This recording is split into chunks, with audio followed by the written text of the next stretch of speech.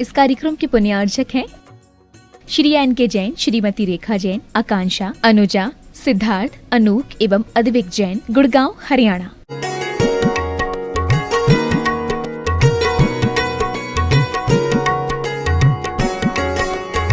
तो जैसे मरण रोग हैं तो जन्म भी रोग हैं, तो जन्म को रोग को दूर करने के लिए जो तीर्थंकरों महापुरुषों ने जन्म को सार्थक बनाने के लिए क्या किया, व्रत संयम नियम में आए, संयम का पालन किया, साधना में आए और साधन में नहीं, साधना में जो सुख था उस सुख को प्राप्त किया और उस साधना के माध्यम से कर्म को पछाड़ करके वो भगवान बन गए, शाश्वत सुख को प्राप्त कर लिया।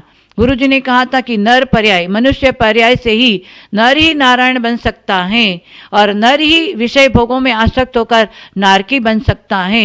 ये अपने परिणामों के ऊपर हैं। जैसे जैसे आप परिणाम करोगे उसके अनुसार शुभाशुभ कर्म का आश्रय बंद होगा। जब बारिश का पानी होता है वो न मीठा है न कड़वा है।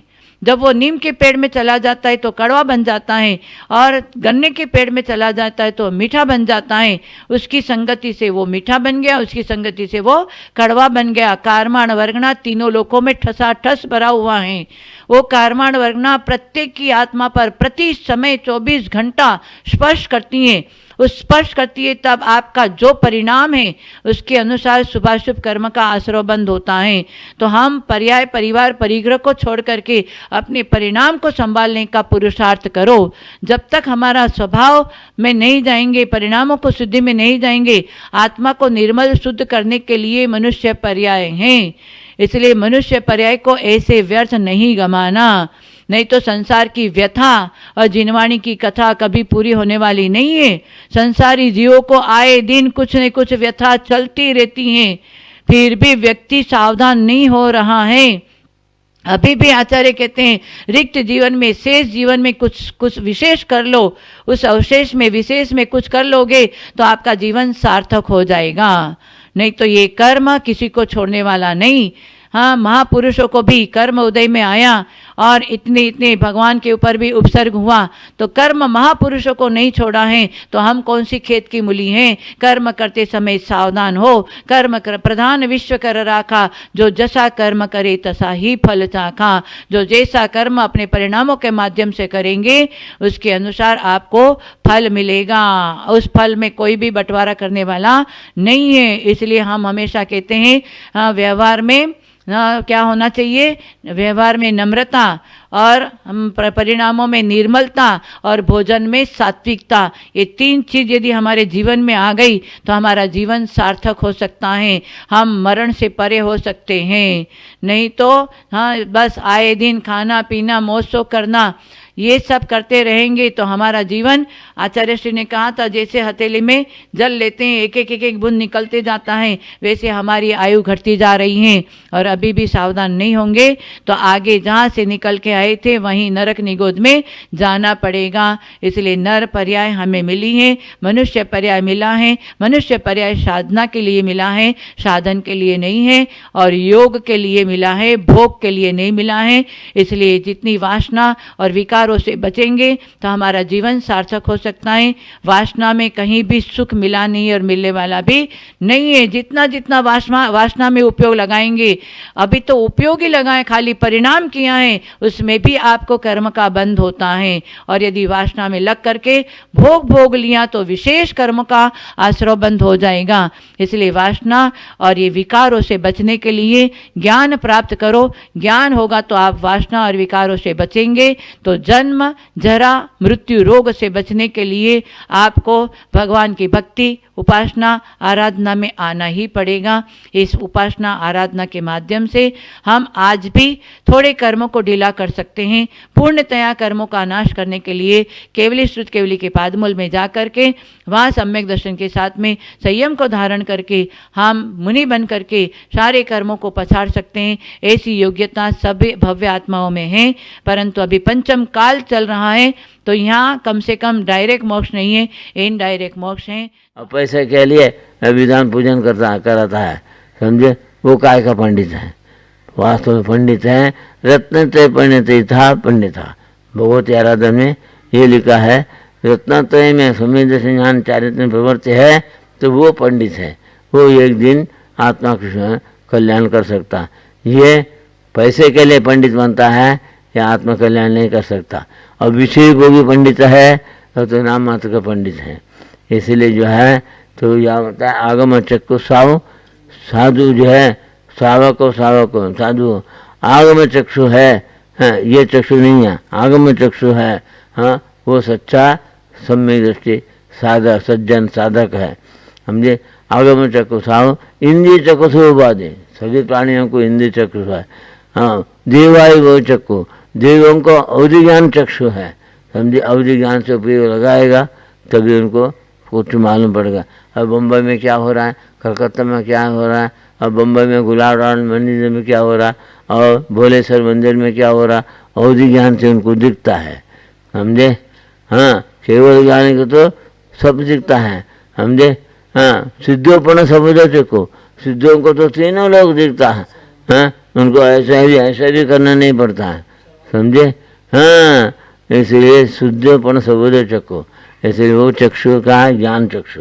समझिए, ये चक्षु का इंद्रिय चक्षु। अब इंद्रिय चक्षु भी नहीं है, 4 इंद्रिय तक। हाँ, इंद्रिय चक्षु भी नहीं है, मन भी नहीं है, वो तो जीव भटक रहा है।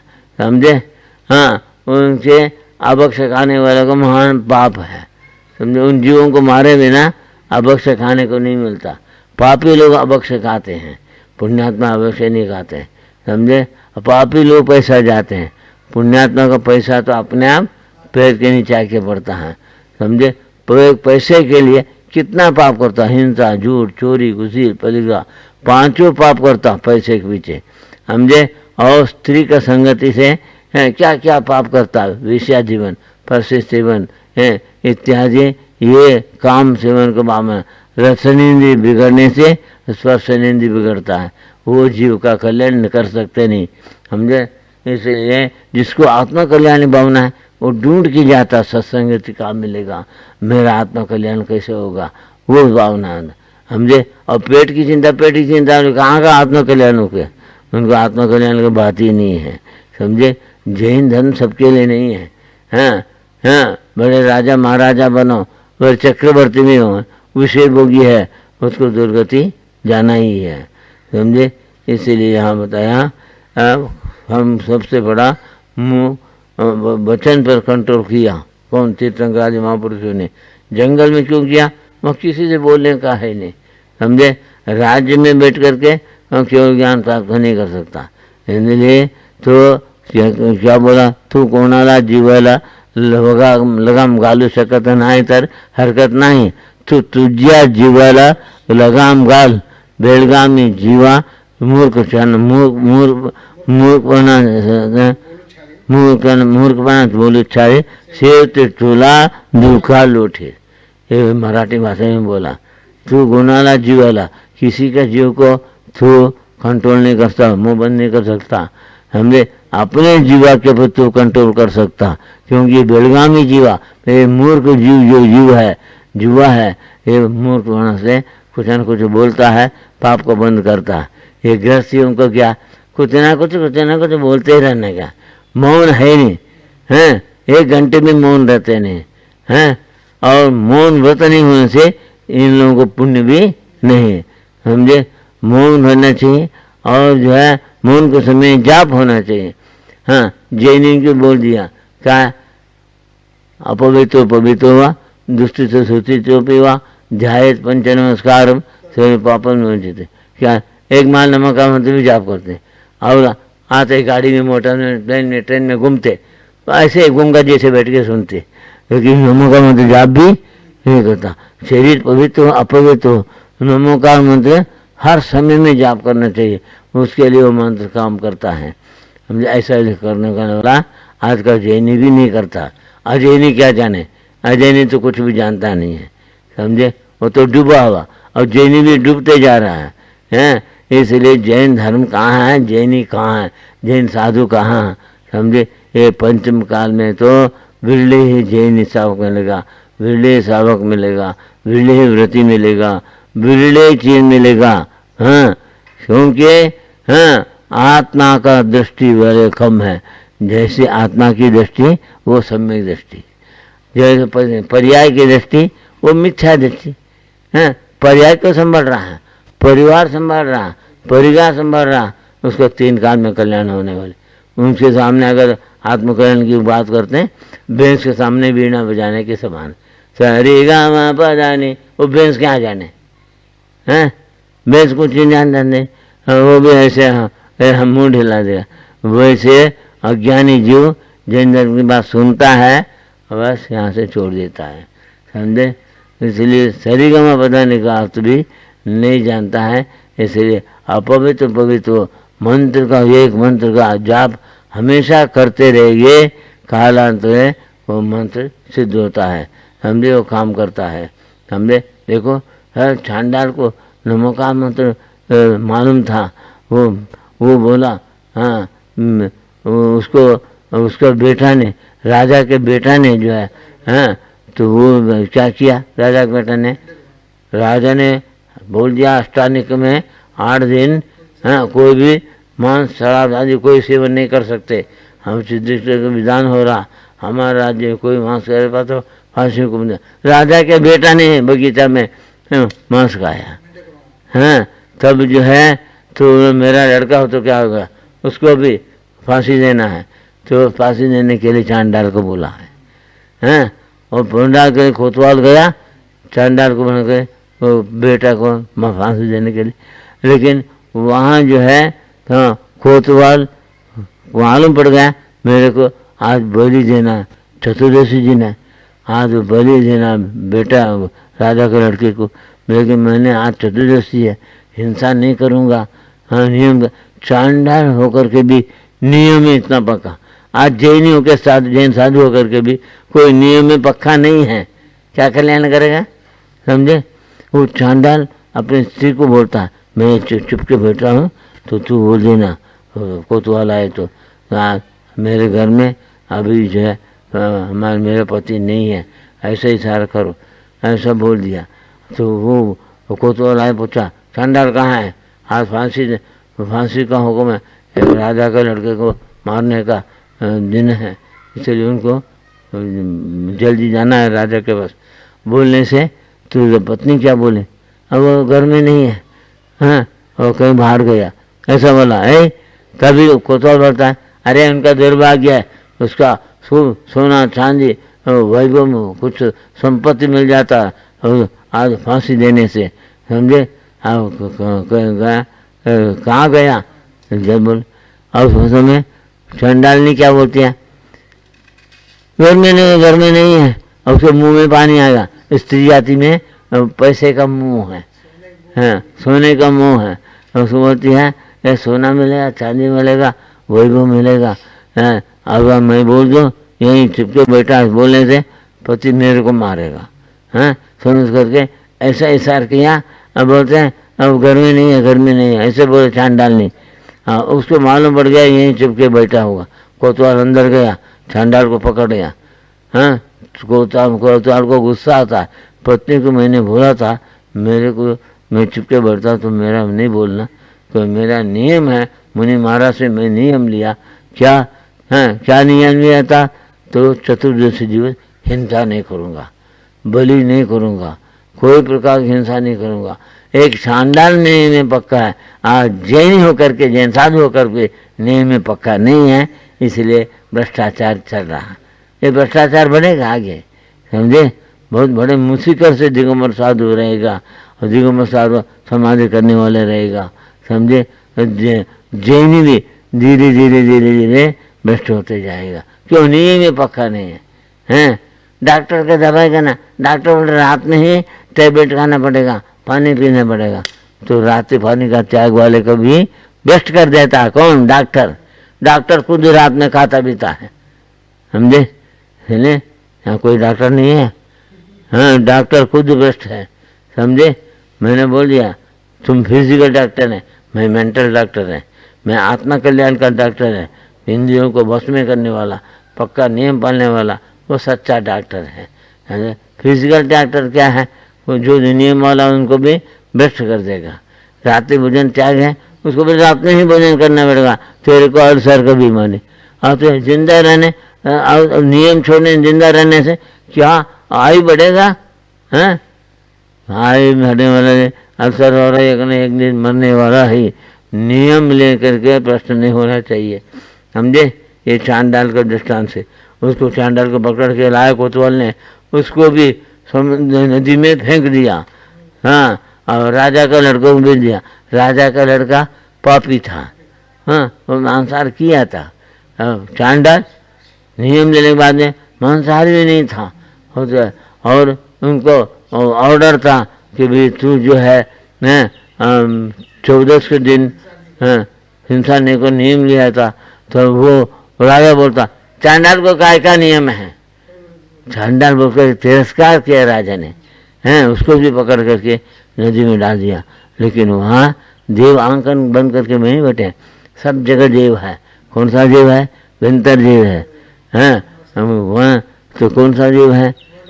नगरवासी, हाँ, नगरवासी देव है।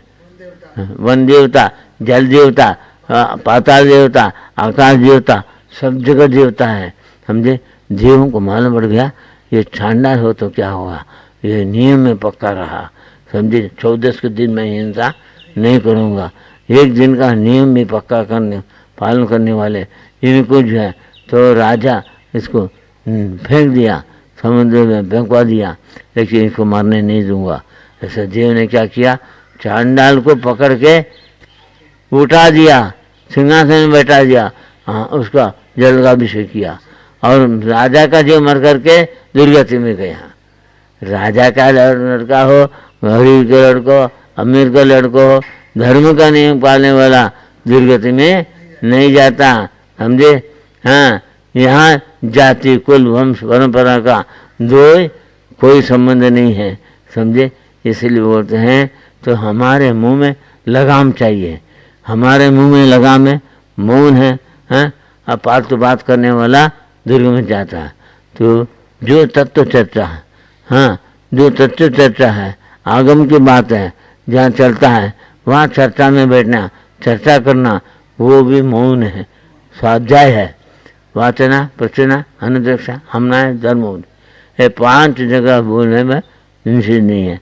लेकिन ऐसे बात करने वाले, हाँ, वो लगाम नहीं होने से वो दुर्गति में जाता है, समझे। तो कोणाला जीवाला, किसी जीव को लगाम नहीं लगता, अपनी जीवा क्यों तो लगाम करनी चाहिए। इस प्रकार से आचरण होता है। इसलिए मौन, ध्यान, समझे, और तत्व चर्चा, ये 5 प्रकार के स्वाध्याय क्यों बोला? आत्म कल्याण करने वालों के लिए शुभोपयोग है। ये शुभोपयोग के बिना शुद्धोपयोग की भागी नहीं बनेगा। आज पंचम काल में हिंसा ने वास्तव में शुद्धोपयोग के बिना, शुभोपयोग के बिना शुद्धोपयोग नहीं होता हिंसा के कारण। लेकिन शुभोपयोग होगा पालतू बात करने का, पालतू खाने का, अभक्ष खाने वाला, पालतू बोलने वाला, मन वचन काय को अशुभ में लगाने वाला कल्याण नहीं कर सकता है। इसलिए अशुभ से बचाने के लिए आचरण का मन वचन काय तुम्हारा खा लगना चाहिए। जहाँ हमारे आत्म कल्याण का कोई बात मिलता है, आत्म कल्याण का जो कोई चर्चा होती है, आत्म कल्याण का साधन जहाँ होती है, वहाँ जाने से पापी भी पुण्यात्मा बन जाता है, समझे। इसीलिए हमारे जन्म में आपको हम ये बोलता हूँ कि मौन जरूर है। और श्रावक के लिए भी मौन बताया, 7 जगह मौन बताया। भोजन मन स्नान मैथुने मन विमोचने सामायिक जिनाचायम ग्रहीणाम मौन सप्तकम। मूलाचार्य मुनि को तो हमेशा मौन रहना चाहिए। हाँ, क्या आत्म कल्याण की चर्चा, उपदेश देना अच्छा, तत्व चर्चा करना, वहाँ मौन कर सकते, अन्य समय मुनि मौन बोलना दे।